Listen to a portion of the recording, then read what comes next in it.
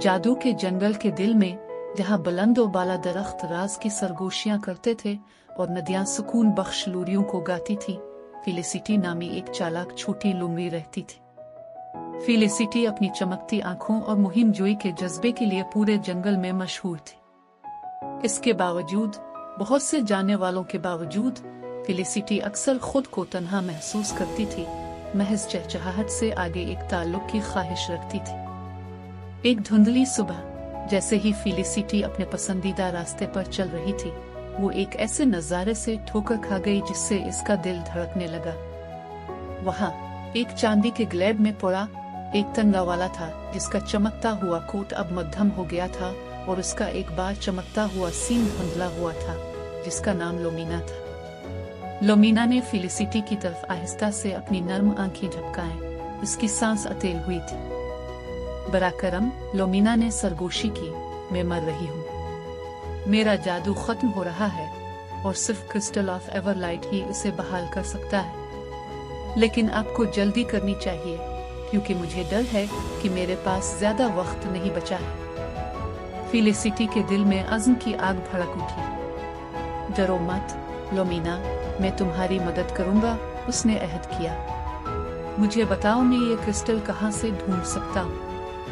लोमीना ने बताया कि किस तरह क्रिस्टल ऑफ एवरलाइट को विमिसी के गारों के अंदर गहराई में छुपा हुआ था, एक जगह जो पहेलियां से महफूज थी और पुराने जादू से महफूज थी। अज़्म की इस बात के साथ फेलिसिटी चली गई। इसके पंजे बमुश्किल जमीन को छू रहे थे। सरगोशियां करते हुए जंगलों और बुलबुलों के जरिए फेलिसिटी ने सफर किया, यहाँ तक कि वो गारों के दरवाजे तक पहुँच गए।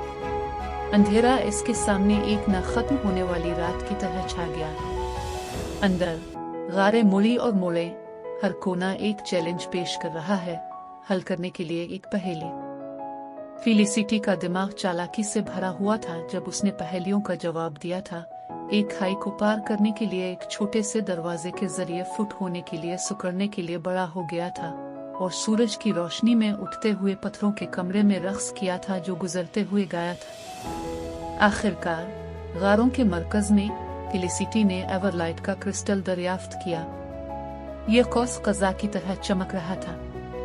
एहतियात से वो इसे समेटते हुए रास्तों से थकी हुई लोमीना के पास वापस ले गए।